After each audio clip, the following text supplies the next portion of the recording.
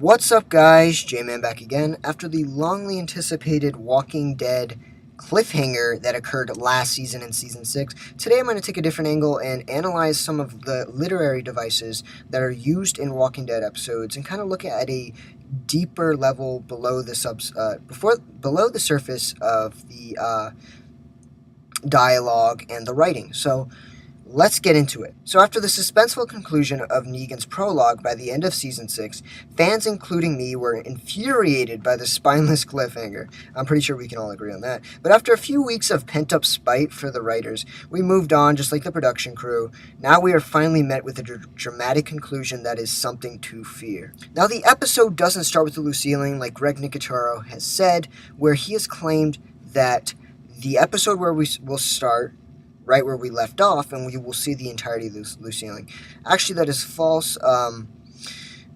What ends up happening is that 20 minutes in the episode, you see who is the victim of Negan's bat, Lucille.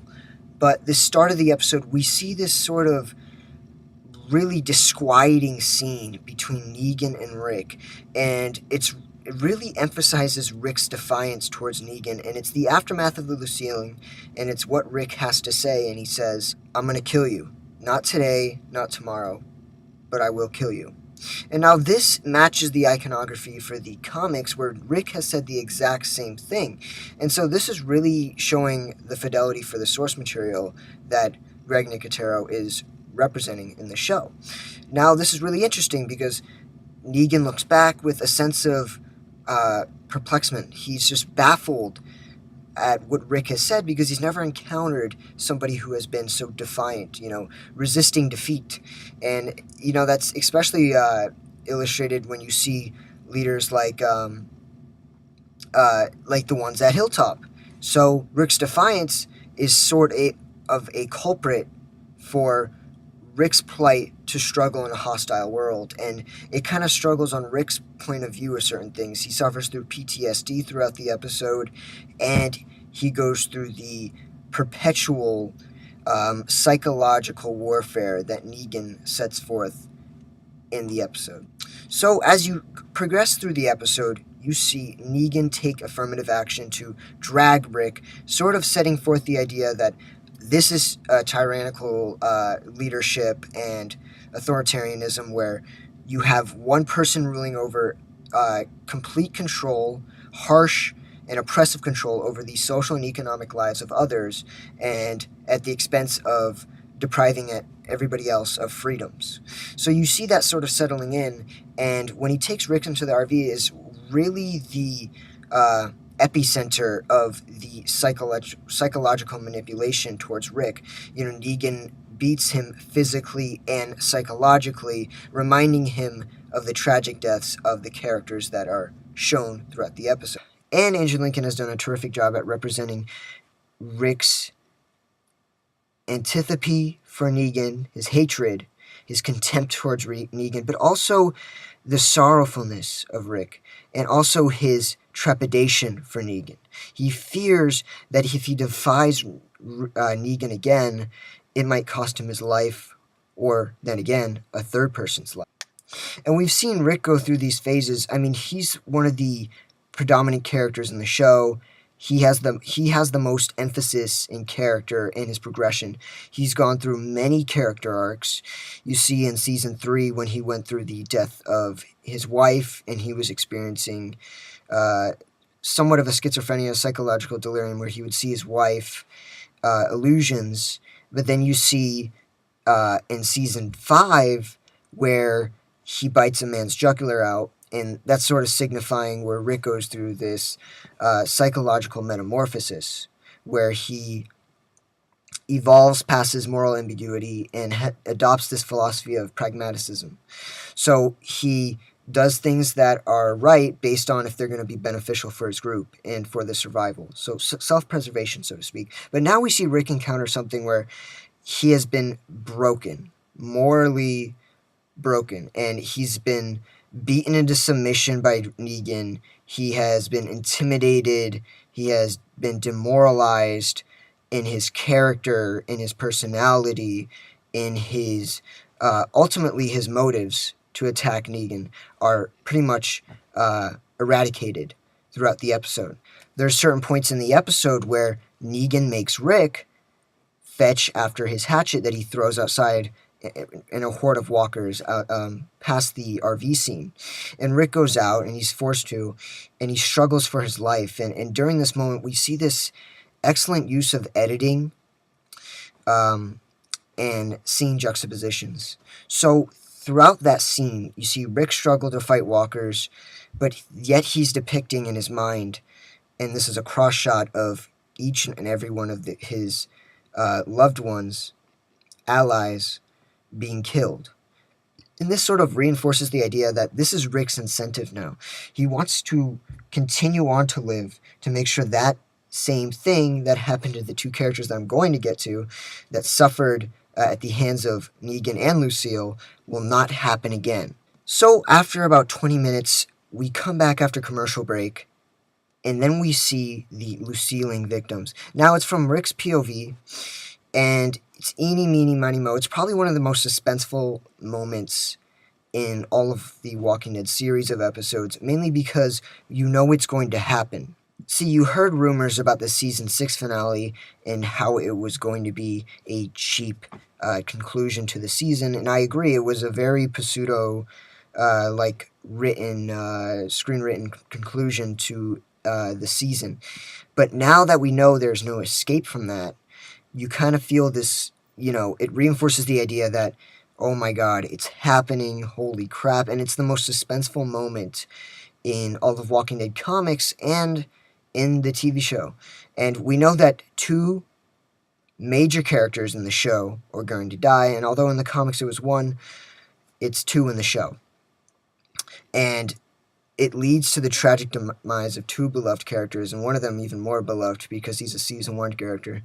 So what ends up happening is that Negan ends up Lucilleing Abraham, as he is the victim of "you are it." Abraham suffers. It shows all the vile, gruesome imagery that would be represented in the comic book, and that's one thing I'll give them props for, is that Nicotero knows how to use gore, violence, cerebral matter that make it look as practical and realistic as possible. Negan, being an oppressive tyrant, reinforces the idea that none of you should step out of line, and he swings at Glenn. And one of the most sorrowful moments in Walking Dead history, and mainly because that it matches the iconography for when Glenn was getting bashed in the comics. He has his head dented in, there's an eye popping out, and it just leaves you in suspense and this distraught feeling, because it's not as quick as Abraham's. Abraham's is quick. And it's insane because he leaves you in suspense. Glenn is trying to speak, and it's tragic because he's such a beloved, innocent character. And when you compare this to most of sci-fi films or movies, it hasn't been quite as gruesome as this in Walking Dead, because of the unrelenting tragic death of a beloved character from season 1. It isn't being shot. It isn't being, fallen. It's having your head bashed in by a barbed wire baseball bat. And then we see Glenn suffer at the hands of Lucille. And when this moment happens, when I was watching the episode, it definitely made me teary-eyed, because this is a character that has been here since season 1, and he's a beloved character. And I knew this was coming because the writers have been pretty loyal to the Robert Kirkman's comic book. So when this was happening, it's a much different experience when you're watching a TV show, because it's much more cinematic. There's music, there's color. In the comics, there isn't color. And the imagery is far more gruesome in a TV show. And when he said those lines, Maggie, Maggie, when he had his, head caved in, and it's just one of the worst, it's one of the most poignant moments in the Walking Dead series that anyone can experience, the characters and for its audiences, because we've known this character so long.